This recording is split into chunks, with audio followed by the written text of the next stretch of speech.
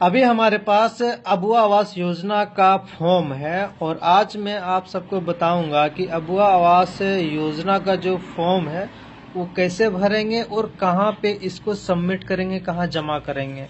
तो इसमें total 2 page का फॉर्म है, एक पेज ये रहा और सेकंड पेज का हमारा ए रहा। तो सारे डिटेल्स हम लोग आज भर के देखेंगे कहाँ कहाँ पे क्या गलती आती है। चलिए वीडियो को शुरुआत करते हैं, फॉर्म भरना शुरुआत करते हैं। देखिए फर्स्ट में मेरा यहाँ पर ऑप्शन है तिथि का, तो आप जो भी डेट को भरिएगा डेट दे दीजिएगा और आवेदन संख्या ये आपको नहीं भरना है, आवेदन संख्या ब्लॉक में भरेगा। और यहाँ से शुरुआत होता है अबुआ आवास योजना का आवेदन प्रपत्र।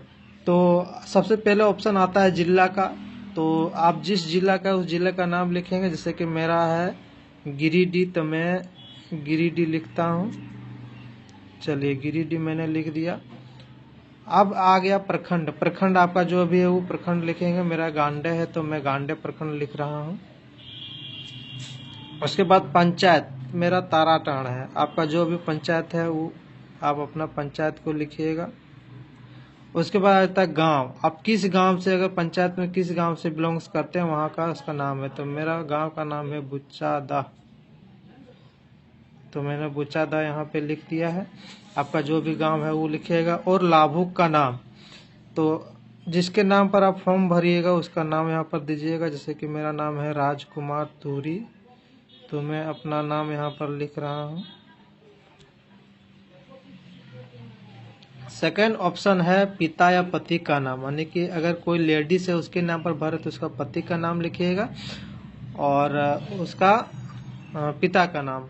तब पिता का मेरा नाम जो भी है मैं लिख रहा हूँ। मेरा पिताजी का नाम है बालेश्वर तूरी।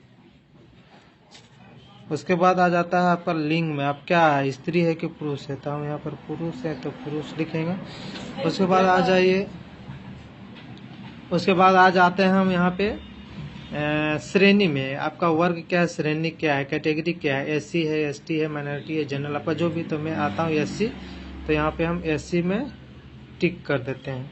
उसके बाद आता है जन्म तिथि, आपका जन्म तिथि जो भी है वो लिख के, जैसे कि मेरा जन्म तिथि है ये, तो मैंने ए लिख दिया है अपना डेट का। उसके बाद उम्र जितना भी हो रहा है, मेरा उम्र हो रहा है 32 साल, तो यहाँ पर 32 वर्ष मैंने यहाँ पे लिख दिया है। उसके बाद job card number, job card number आपका जितना है वो लिख सकते हैं यहाँ पर। आधार संख्या जितना है वो लिख सकते हैं, आपका आधार संख्या जितना है यहाँ पर आप लिख सकते हैं। आधार संख्या के बाद खाता संख्या आपका जो भी है वो यहाँ पे खाता संख्या लिखिए, बैंक का खाता संख्या। उसके बाद बैंक का जो आईएफएससी कोड है वो यहाँ पे लिख सकते हैं। बैंक का आईएफएससी कोड लिख दिए।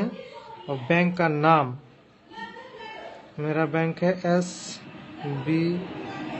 उसके बाद लाभुक का मोबाइल नंबर जो भी है वो लिख देते हैं यहाँ पर, हम यहाँ पे मोबाइल नंबर लिख देते हैं। उसके बाद मेन ऑप्शन है यहाँ पे पारिवारिक विवरणी में, तो सबसे पहले परिवार के मुखिया का जो है उसका नाम लिखेगा, पिता का नाम लिखेगा, उसका माता का नाम लिखेगा, उसका उम्र लिखेगा और आवेदक के साथ संबंध ये भरना होगा आपको। तो परिवार का मुखिया का नाम, जैसे कि मैं स्वयं मुखिया हूँ तो यहाँ पे लिखेगा आप राजकुमार तूरी, राजकुमार तूरी। उसके बाद पिता का नाम यहाँ पर लिख देते हैं बालेश्वर तूरी। माता का नाम लिख देते हैं प्रमीला देवी, जैसा आपका माता का नाम है उस तरह लिखिएगा। उसके बाद उम्र, आपका उम्र क्या है। उसके बाद आवेदक के साथ संबंध यहाँ पे लिखिए स्वयं, ठीक हो गया। उसके बाद आप अपना स्वयं हो गया, आप यहाँ पत्नी का नाम लिखते हैं, तो पत्नी का नाम जो भी है वो लिखते हैं आप देवी। और उसका पति राजकुमार तूरी जो भी है, उसका माता का नाम यहाँ पर लिखते हैं, उसका उम्र कितना हो रहा है वो यहाँ पे लिखते हैं। और ये क्या है, पत्नी है, तो यहाँ पे पत्नी लिख देते हैं। उसके बाद यहाँ पर आप अपना बेटा का नाम लिख देते हैं, जैसे कि मेरा बेटा का नाम है केशव, तो केशव लिख दिया। इसके बाप का नाम है राजकुमार तूरी, तो राजकुमार तूरी मैंने यहाँ पे लिख दिया। और उसके बाद उसके माता का नाम लिख देते हैं। उसका उम्र कितना हो रहा है, मान लीजिए उसका उम्र हो रहा है 15 साल, तो 15 वर्ष लिखें तो ये कौन है, पुत्र है, तो यहाँ पे पुत्र लिख देते हैं।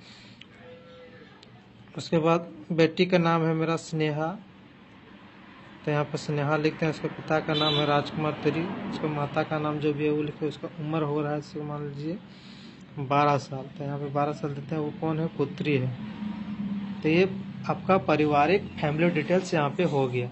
उसके बाद आय से टोटल स्रोत आपका कितना है, तो जितना आय से स्रोत है, जैसे कि मान लीजिए यहाँ पर 90,000 लिख सकते हैं, चलो मैंने 90,000 लिख दिया। और वार्षिक आय, वार्षिक आय आपका कितना है, जितना भी आया है यहाँ पे आप लिख सकते हैं वो। और वर्तमान में आपका आवास की स्थिति क्या है, वर्तमान में आवास का स्थिति क्या है, उसके बाद यहाँ पर हम लोग ये लिख सकते हैं। जैसे कि पहला ऑप्शन है आवास विहीन, क्या आपके पास आवास है, अगर है तो हाँ, नहीं है तो नहीं है।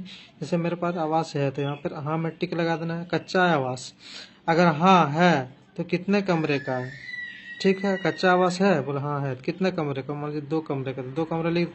पक्का आवास है कि नहीं है, नहीं है, तो यहाँ पर नहीं में टिक लगा देते हैं। उसके बाद आ जाइए सेकंड पेज में। सेकंड पेज में सिर्फ क्वेश्चन और आंसर यहाँ पे टिक लगाना है हमें, और कुछ लिखना भी है।